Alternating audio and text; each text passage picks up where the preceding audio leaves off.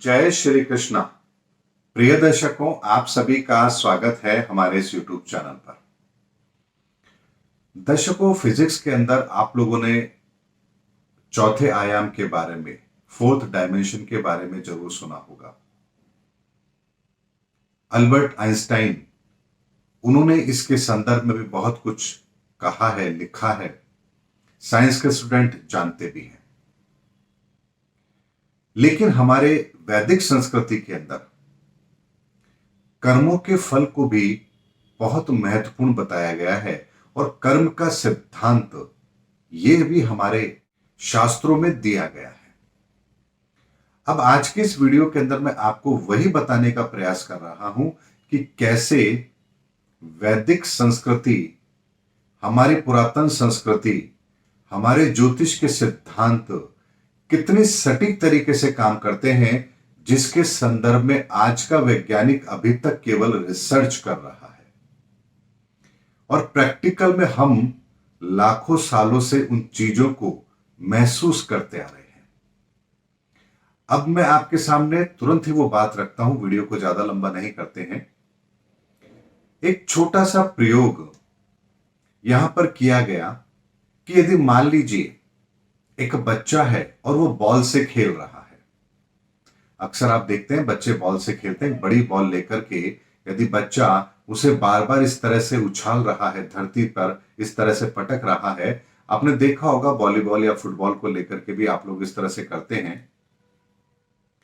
अगर कोई बच्चा ये कर रहा है प्लेटफॉर्म पर खड़ा होकर के, रेलवे प्लेटफॉर्म पर खड़ा होकर, और यदि वही बालक यदि ट्रेन में सफर करने लगे, यानी ट्रेन में सवार हो और वहां पर भी वो इसी तरह से अगर उस बॉल से खेल रहा है, तो आप पाएंगे कि वहां पर बॉल के और उसके हाथ के बीच का जो समय है ऊपर नीचे होने का, वो लगभग वही होता है जो वो ट्रेन के बाहर कर रहा है।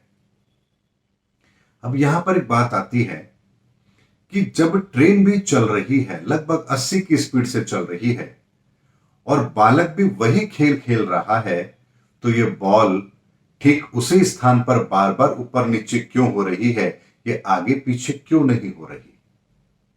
लेकिन जब इस घटना को आप ट्रेन से बाहर खड़े होकर के देखेंगे, तो आपको बॉल गिरती हुई, नीचे आती हुई और ऊपर जाती हुई इस समय के बीच के अंदर ट्रेन की गति के आधार पर आप देखेंगे तो एक स्थान के अंदर एक बहुत बड़ा डिस्टेंस आपको देखने को मिलेगा।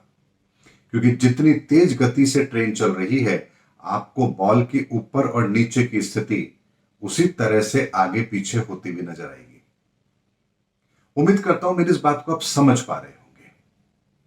इसको ऐसे समझिए कि जैसे जब आप एक पिक्चर को खींचते हैं, फोटो खींचते हैं किसी चलती हुई ट्रेन की, तो जब आप उसकी फोटो खींचते हैं तो आपके फोटो खींचने के क्षण में और उस ट्रेन की गति के अंदर बहुत ज्यादा डिफरेंस होने पर आपको फोटो इस तरह से नजर आएगी, एक ब्लर पिक्चर नजर आएगी। यानी आपका समय फोटो खींचने का और ट्रेन की गति के बीच में एक डिफरेंस है जो उस पिक्चर को एज इट इज नहीं आने देता। लेकिन यदि वही पिक्चर स्थिर हो, ट्रेन खड़ी हुई है, तो आप पिक्चर जो लेते हैं वो बिल्कुल साफ आती है। यहां तक कि मान लीजिए आपका कैमरा भी 1 सेकंड के अंदर कई पिक्चर को एक साथ लेने की उसकी कैपेसिटी है, तो एक चलती हुई ट्रेन की फोटो भी आप स्टिल फोटोग्राफी जब आप करेंगे तो आपको एक स्थिर फोटो मिलेगी। अब ये बात मैंने आप लोगों से क्यों कही, अब इसको हम जरा कर्म के सिद्धांत पर लेकर आते हैं। यानी जो फोर्थ आयाम जिसकी हम बात करते हैं, फोर्थ डायमेंशन की जब बात करते हैं, जहां पर टाइम और चीज जो एग्जिस्ट करती है उसके बीच के फर्क को जब हम साइंस के माध्यम से समझने की कोशिश करते हैं, तो वही सिद्धांत कैसे हमारे जीवन पर लागू होता है, वही मैं आप लोगों के सामने बात रख रहा हूं। ब्रह्मांड में ग्रह तो 7 ही हैं, राहु केतु के अस्तित्व नहीं है, इसलिए उसको एक बार हम साइड में रखते हैं। इन 7 ग्रहों के अंदर हम जब कुंडली को देखते हैं, या यूं कहते हैं कि इन 7 ग्रहों की ऊर्जा संसार पर पड़ रही है, तो ग्रह तो एक ही है, सूर्य तो एक ही है, बृहस्पति भी एक है, मंगल भी एक है, शनि भी एक है। लेकिन इस संसार के अंदर इंसान तो लगभग 700 करोड़ हैं।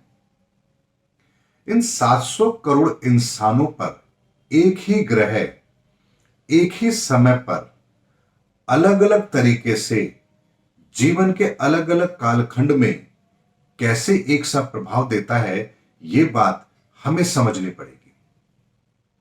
जैसे राहु मान लीजिए अभी मेष राशि में विचरण कर रहा है, तो जिन भी जातकों की कुंडली के अंदर राहु मेष राशि में है, उन्हें प्रथम स्थान अर्थात पहले घर का फल दे रहा है।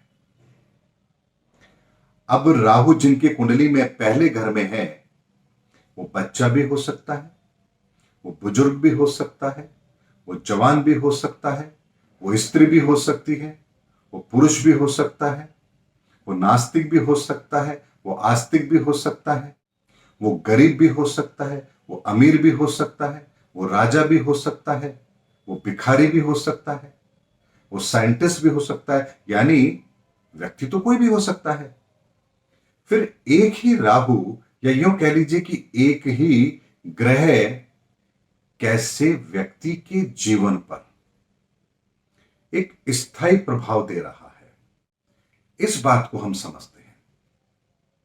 मान लीजिए दूसरा उदाहरण लेते हैं, बृहस्पति है, अभी मीन राशि में है, तो जिनकी कुंडलियों के अंदर भी बृहस्पति मीन राशि में स्थित हैं, उन्हें पहले घर का प्रभाव मिल रहा है, यानी कि गोचर का बृहस्पति भी मीन राशि में है और कुंडली के अंदर भी बृहस्पति मीन राशि में है, तो उसे बृहस्पति का वर्तमान के अंदर उसी घर में होने का फल मिल रहा है। लेकिन वो मीन राशि उसकी कुंडली के अंदर 12 स्थानों में कहीं पर भी हो सकती है, यानी वो मीन लगन का व्यक्ति भी हो सकता है, वो कन्या लगन का भी हो सकता है, वो मिथुन लगन का भी हो सकता है।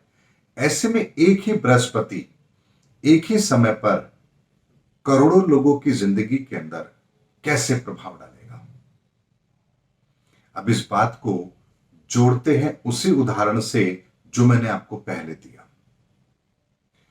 यानी अगर मान लीजिए बहुत सारी ट्रेन चल रही हैं और एक ही ट्रेन के अंदर भी मान लीजिए बहुत सारे लोग हैं और सभी बॉल के साथ वही खेल खेल रहे हैं, तो सभी की टाइमिंग सेम होगी, चाहे कोई ट्रेन के अंदर खेल रहा हो या ट्रेन के बाहर खेल रहा हो, चाहे किसी की ट्रेन 60 की गति से चल रही हो या किसी की ट्रेन 100 की गति से चल रही हो, क्योंकि आप जो खेल खेल रहे हैं उसमें लगने वाला समय समान होगा। अर्थात जो ग्रहों की एनर्जी आपकी ऑरा के साथ कनेक्ट हो रही है, वो आपको उस कार्य को करने के लिए बाध्य कर रही है, और आप जब उस कार्य को करेंगे तो आपको परिणाम भी वही मिलेंगे जो मिलने चाहिए। इसीलिए जब ब्रह्मांड के अंदर ग्रहों की स्थिति में परिवर्तन आता है, तब हम भी उन कर्मों को करने के लिए बाध्य होते हैं। और जब हम मास के अंदर यानी बहुत बड़ी संख्या के अंदर अलग अलग क्षेत्र में अलग अलग लोग अलग अलग परिस्थिति के अंदर वही कर्म करते हैं, तो परिणाम हमें वही प्राप्त होते हैं। और इसीलिए कहते हैं भाई तुम्हारा तो राहु खराब है, तुम्हारा तो केतु खराब है, तुम्हारा तो बृहस्पति खराब है, तुम्हारा तो मंगल खराब। अर्थात इस समय पर ब्रह्मांड से आने वाली ऊर्जा, वर्तमान के अंदर ग्रहों की जो परिस्थिति बन रही है, वो ऊर्जा और आपकी कुंडली के आधार पर जो इस समय पर आपकी ऊर्जा का संचरण हो रहा है, उसके अंदर एक कनेक्शन बनता है। वो कनेक्शन आपको वो कर्म करने के लिए बाध्य करेगा, और वो कर्म आप करेंगे तो आपको वही रिजल्ट मिलेगा। लेकिन यहां पर एक चीज और समझने वाली बात है, आप उस कर्म को करने के लिए बाध्य क्यों हो रहे हैं, इसके पीछे भी आपको थोड़ा सा ध्यान देना पड़ेगा। क्योंकि जब हम जन्म लेते हैं तो वहां पर हमारा संबंध, एक स्थायी संबंध उस दिन के गोचर के साथ जुड़ता है। यानी जिस समय आप पैदा हुए उस समय पर गोचर के अंदर जो ग्रहों की स्थिति थी उसी को आपकी कुंडली माना जाता है। यानी इसका स्थायी प्रभाव आपके साथ जरूर रहेगा। अब इस बात को भी यदि आप साइंटिफिक तरीके से समझेंगे तो आप इसको समझिए कि 2022 का जो नोबेल पुरस्कार क्वांटम जिस थ्योरी के लिए मिला है साइंटिस्टों को, वो भी इसी पर काम कर रहे हैं। उनका भी यह मानना है कि दो पार्टिकल के बीच के अंदर एक कनेक्शन होता है। और यदि हम इसको ऐसे कहें कि यदि एक चीज घूम रही है तो ठीक दूसरे क्षण उसकी दूसरी स्थिति किसी और आयाम में होगी। और यदि हमें यह पता लग जाए कि इस जगह पर इसकी पोजीशन क्या है तो हम तत्काल ये बता सकते हैं कि वो जो दूसरी चीज जो कहीं पर भी हो, कितनी ही दूरी पर क्यों ना हो, उसकी स्थिति क्या होगी, ये हम बता सकते हैं। अब इस बात को प्रैक्टिकल में लेकर के देखते हैं।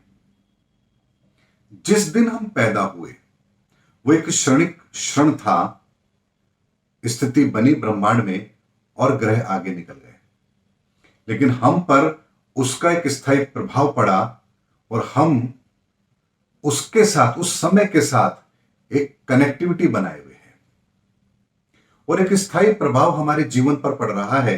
और जैसे जैसे ग्रहों की परिस्थितियां बदलती हैं, हम अपने जीवन के अंदर भी वही कर्म करना शुरू करते हैं। इसे आप कंटिन्यूटी के साथ अगर जोड़ के देखेंगे तो आप पाएंगे कि जो 2022 का नोबेल पुरस्कार जिस काम के लिए उन साइंटिस्टों को दिया गया है, अगर इसे आप इस पैरामीटर पर समझेंगे तो आपको ये बात बहुत आसानी से समझ आएगी। यानी एक ही क्षण में हम पैदा हुए, उस समय की ग्रहों की स्थिति हमें मिली, ये कुंडली है, इतने बजकर इतने मिनट इतने समय पर इस स्थान पर आपका जन्म हुआ। अब एक मोहर लग गई आपके ऊपर कि ये आपकी कुंडली है और अब पूरे जीवन इसी का असर आपके ऊपर देखने को मिलेगा। वो एक क्षण था, एक क्षण की कनेक्टिविटी परमानेंटली हमारे साथ जुड़ी हुई है। और जैसे जैसे वो क्षण बदलता है, हम भी यहां पर अपनी एक अलग पोजीशन में होते हैं। यानी उस पोजीशन के परिवर्तन के साथ ही हम यहां पर हमारे जीवन में जो परिवर्तन आएगा, उस कंटिन्यूटी के आधार पर हम भविष्यवाणी कर सकते हैं कि अब ऐसा हुआ है तो यहां भी इस समय पर ऐसा होगा। यानी अगर वहां पर 2 दिन बाद में ये पोजीशन बनेगी तो ये व्यक्ति 2 दिन बाद यहां पर भी इस अवस्था में होगा। यानी जिस प्रैक्टिकल को साइंस आज कर रहा है, हम ज्योतिष के द्वारा उस प्रैक्टिकल को लाखों सालों से करते आ रहे हैं। और इसीलिए मैं कहता हूं कि साइंस का, अध्यात्म का और ज्योतिष का, जब तक ये तीनों कॉम्बिनेशन एक साथ नहीं होंगे, हम इस संसार के बड़े रहस्यों को नहीं समझ पाएंगे। उम्मीद करता हूं दर्शकों, आज के इस वीडियो के अंदर मैंने आपको वो बात मैंने आप लोगों के सामने रखी है जिस बात के लिए 2022 का नोबेल पुरस्कार मिला है। वो बात कितनी साधारण तरीके से हमारे जीवन से जुड़ी हुई है और हम प्रैक्टिकली उस चीज को करते भी हैं। उम्मीद करता हूं दर्शकों, मेरा वीडियो आपको जरूर पसंद आया होगा। अगले वीडियो में आपसे फिर भेंट होगी, तब तक हमारे चैनल पर बने रहिए। जय हिंद, जय भारत।